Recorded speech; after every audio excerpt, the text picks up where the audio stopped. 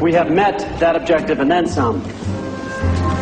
The Bradley Armored Personnel Carrier will bring troops to a combat zone swiftly, efficiently, and safely.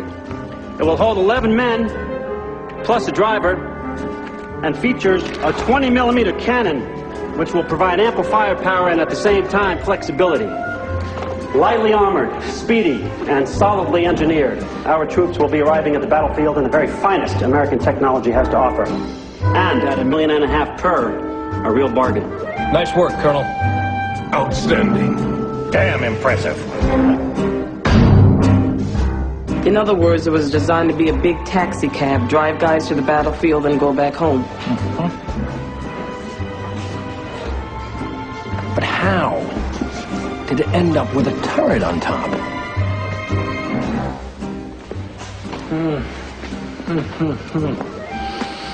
Well, this is all well and good, Colonel Smith, but... Something wrong, General? Well, with this gorilla in production, I don't suppose there's going to be anything left in the budget for my scout. Doubt it, Bob. You don't need scouts. You have radar, air recon, satellites. You always need a scout. And you know what I'm thinking?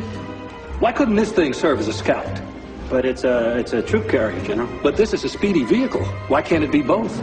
Well, for one thing, it's too big. And for the other, you can't really see out all that much from inside. Sounds like a design flaw to me. Design flaw? No. No, we'll just stick a turret on top with lots of opticals. But then, sir, it'll be even bigger. Well, what's your problem, Smith? Not elegant enough for you?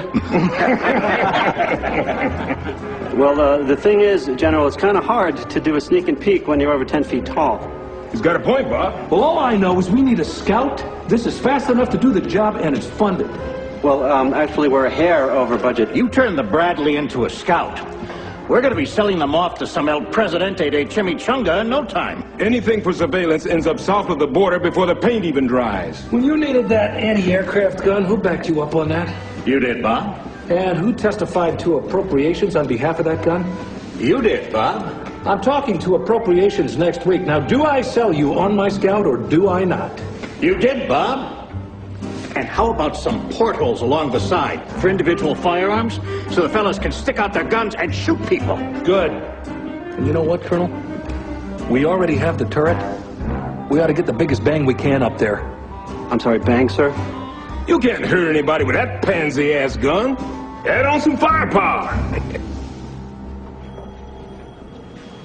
Where am I supposed to fit the extra ammo? I don't know. Can't you just shift things around? Make some room. You already got 4,400 rounds of machine gun ammo. Now you want to add 25-millimeter shells. General wants his ammo. You can't have his ammo unless he runs alongside this thing carrying it. Well, can't you just squeeze it in? No. Oh, come on, just squeeze it in. We're not trying on Levi's here, Colonel.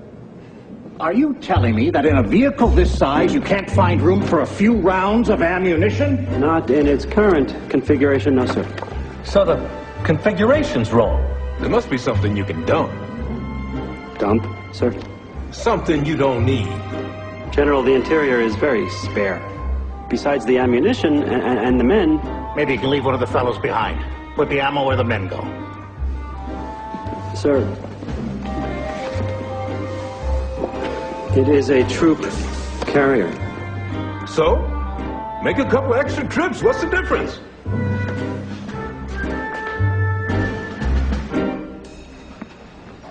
They want a transport that doesn't carry men and a scout that's got a cannon as big as a tank's on it. And portholes. Oh, great! Portholes. So the guys can shoot at whatever they can't hit with their cannon. You don't have to buy the damn thing, Jones. Just draw it.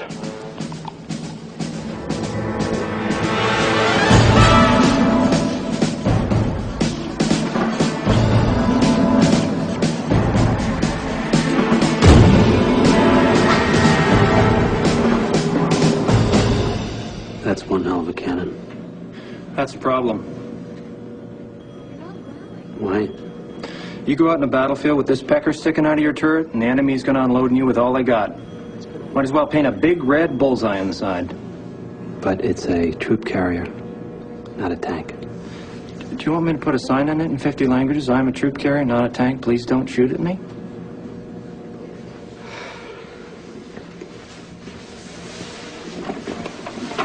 This was going to be so beautiful. That's good work, Smith. Looks perfect to me. Thank you, sir. Thing is, Yes, General? looks a little like a tank with that cannon on top. Probably gonna draw more fire. Actually, sir, that has come to our attention. We know it's not a tank, but will the other side? I guess we could always thicken the armor, toughen up the hide a bit. Colonel Smith, could you explain why you put those portholes there? Yes, sir. As per your request, so the men could shoot out at the enemy. You're joking, aren't you? Besides, portholes? What are we in now, the Navy? Say, you think you could make this thing amphibious? You know, get the troops across a river? No. No, sir. No. No. Amphibious? The Bradley's supposed to swim? In theory, at least. Amphibious troop carrier / scout. / tank. Couple more months, I bet they can get this thing to fly. What's this in the margin? Please help me. I am losing my mind. RLS.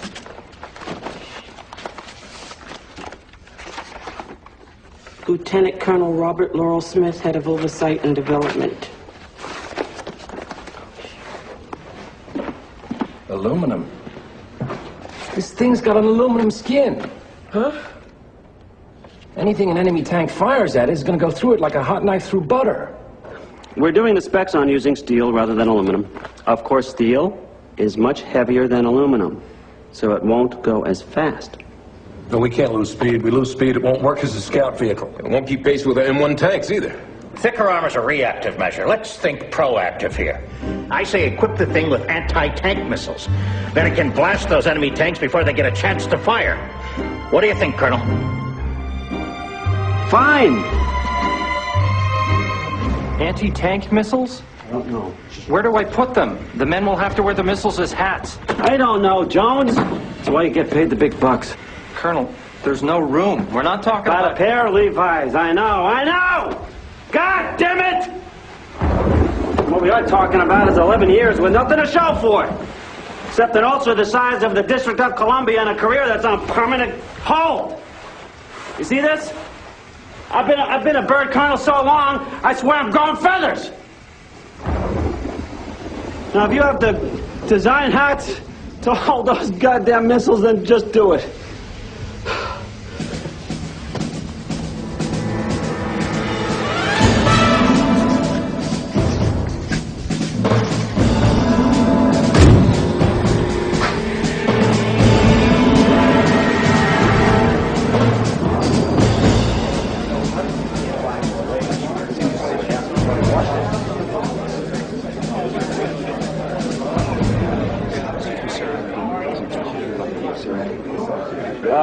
Ladies and gentlemen, if I can have your attention, please. If you'd all just take your seats. Thank you. We are pleased to present a scale model of the new Bradley fighting vehicle.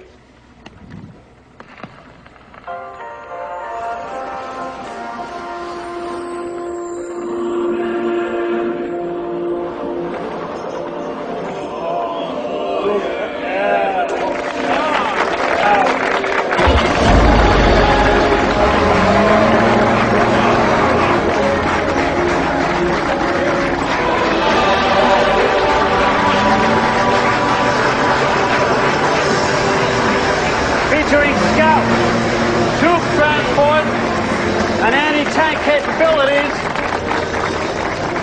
It carries 6 men. How many was it supposed to carry? 11. Bradley is outfitted with the most sophisticated surveillance equipment ever developed.